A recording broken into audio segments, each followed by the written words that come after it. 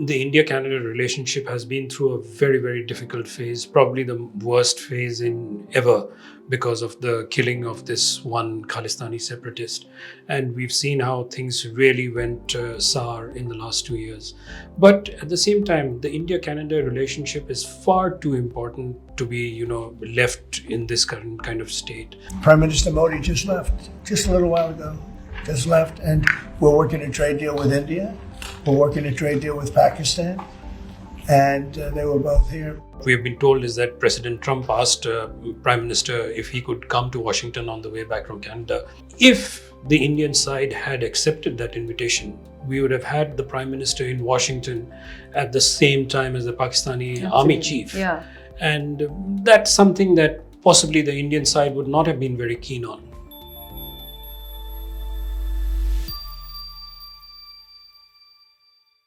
Welcome to the Secretariat. Today we have with us Mr. Rezaul Hasan Laskar, Foreign Editor, Hindustan Times. Good to have you with us, Reza. Welcome to our show. Thanks, Moa. Well, India-Canada ties. Mr. Modi was there. I mean, of course, he had gone for the G7 summit, but the focus was more on India-Canada ties. What are your what is your thought on this? Well, look, the India-Canada relationship has been through a very, very difficult phase, probably the worst phase in ever because of the killing of this one Khalistani separatist.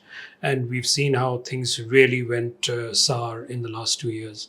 But at the same time, the India-Canada relationship is far too important to be, left in this current kind of state. So I think it's a very welcome development. I mean, there was a lot of work that was done behind the scenes over the last, particularly maybe the last 6 to 8 months. There was a lot of behind the scenes dialogue between the Indian and Canadian security agencies that kind of set the stage for, this rapprochement. And of course, Prime Minister Mark Carney's invite to Prime Minister Modi, although a lot of people were left guessing, it came at just about a week before the Right. G7 summit. And then, you had the meeting and we've got the first few indications.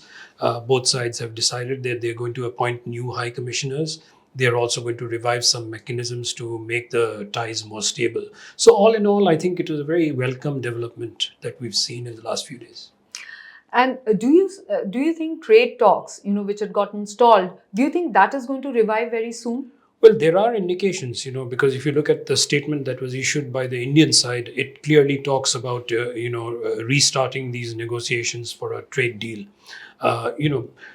Trade in goods and services two-way is about $20 billion. May not be a really spectacular amount, but let's not forget that Canada is now trying to diversify because of its own problems with the US. And, when it looks for partners around the world, India is an obvious candidate. And, more than that, there is another reason that India and Canada need to have good relations. Canada is home to 1 million NRIs and another 1.8 million people of Indian origin. Absolutely. So, 5% of the Canadian population is of Indian origin. So there is already that ballast to, build on good relations. Well, Mr. Modi and Mr. Trump, they had a conversation on the phone, and it's been trending. Now, what is your reading of this entire phone call? And I mean, of course, there are news reports and there are news reports. But what is your reading into this situation? Well, they were actually supposed to meet in Right. the G7 summit on the margins, but Mr. Trump left early. And then we had the phone conversation, 35 minutes. We have had a readout from the Indian side. We haven't heard anything from the American side. The Indian side, it was very, very clear. I think there were a couple of messages that the Indian side wanted to put out. And, we had the foreign secretary telling us very clearly that Prime Minister Modi told President Trump there was no room for any mediation in any sort of contact or engagement with Pakistan. And Mr. Modi pushed back on President Trump's narrative that he helped stop the clashes between India and Pakistan last month. I think, that's something that needed to be put out in the open. And, we've had President Trump saying it more than a dozen times that he brokered a ceasefire. He used trade to stop India and Pakistan fighting. But, that narrative, clearly very few people in Delhi are buying into it. I mean, did the US have a role? I'm sure they did have a role, but I don't think to the extent that President Trump believes. Also, Mr. Modi's refusal to visit Washington despite the invitation. Uh, what is the story behind that? Well, the timing would have been very curious because, of course, during the conversation, what we have been told is that President Trump asked Prime Minister if he could come to Washington on the way back from Canada. Obviously, the Prime Minister turned him down because he had to go to Croatia. But if the Indian side had accepted that invitation, we would have had the Prime Minister in Washington at the same time as the Pakistani army chief. Yeah. And that's something that possibly the Indian side would not have been very keen on. So, I don't think the Indian side would have liked the idea of being in the same room or even in the same circumstances or, in the same city as the Pakistani army chief. Asim Munir's visit to Washington has also come as a surprise to many, right? I mean, it came out of the blue and a lot is being made out of it. Well, for me, the biggest takeaway is Trump 1.0 was the time when he called out Pakistan, said that they were deceitful. They were, in spite of being given hundreds of millions of dollars, they were, still not, cracking down on terrorism. And Trump shut off all military aid and, other kinds of aid to Pakistan. And now in Trump 2.0, suddenly we are hearing American generals referring to Pakistan as a phenomenal partner for counterterrorism. And, we're seeing the president hosting Field Marshal Asim Munir for lunch in the White House, which is something that has never happened before. Exactly. Other Pakistani army chiefs have gone to Washington and met the president, but they have gone as military dictators, as military rulers, not just as the army chief. So in that sense, this meeting, it's not something that would have gone down well in New Delhi. And at the same time, at this point, we are having this negotiation for the BTA, which is expected at least the first phase is likely to be in place before the 9th July deadline is, we hit the 9th July deadline. Now, that also will have an impact. Do you think so? Well, this all comes back to President Trump's bizarre policy of using tariffs for doing trade. And this is the reason why we have had to, negotiate the BTA.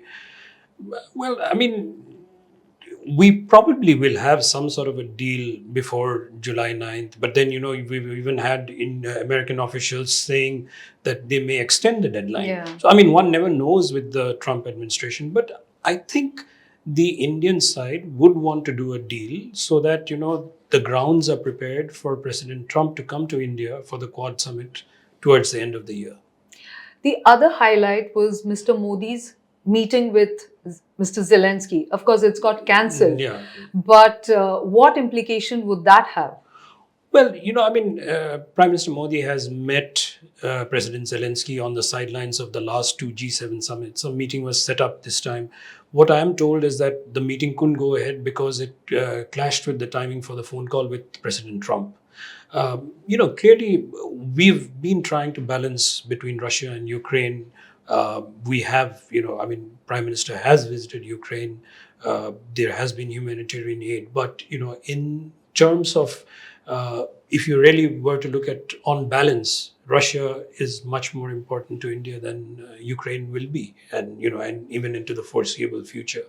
But at the same time, India is a growing player on the world stage, and you can't be seen as taking sides. So clearly, we've been trying to do a balancing act. We've always said that solutions can't be found on the battlefield. The Indian government has said that. So, this relationship will continue. India will definitely have an interest in wanting to help in stopping the hostilities between Russia and Ukraine, because the hostilities have a fallout on all kinds of things like energy prices, Absolutely. on shipping, on all kinds of things. You spoke of energy prices. Of course, we're seeing the Iran-Israel war, panning out, and Mr. Trump has sort of indicated that he may intervene. Oil prices have started going up. Do you see the war continuing, or do you think it will be sort of it'll come to an end in the next few days? That's a very difficult question to answer, but I mean, I would put it in another way. If the war were to continue even for another week or a month, it would have significant consequences for India. You only spoke about energy prices. That's one aspect of it. It's something that will affect every Indian. But let's not forget that West Asia, as we call it, or the Middle East, is home to more than 9 million Indians. They are spread out all across the region. Any tensions in that part has a significant impact on those people. You don't want to be arranging evacuations for people from that region, because if this conflict were to escalate, I don't think it's going to remain limited. It will definitely bring in more players. It'll widen, and it'll have all kinds of long-term consequences for India. The focus from here will shift to SCO. What do you think is going to be the takeaways? I mean, of course, it's a few weeks away, but even then, what do you think is going to be the focus? Well, I think, the most important thing is Prime Minister Modi traveling to China, Exactly. especially after the, face-off on the LAC. And that will probably be the most significant thing. It sets up a second face-to-face meeting with President Xi. I mean, they last met in October. So, clearly it's another opportunity for trying to restore normalcy in the India-China relations, get back some sort of, stability in this relationship. But you'll have to keep in mind that a lot of people in India will remember what happened last month when we saw so many signs of the Chinese backing Pakistan in the clashes with India. So it'll be a toss-up between those two. Clearly, India wants to normalize the relationship with China because it's not in anybody's interest to have tensions with China. But at the same time, I don't think the suspicions about China are going to go away anytime soon. Right, Reza. Thank you so much. Lovely talking to you. Thank you.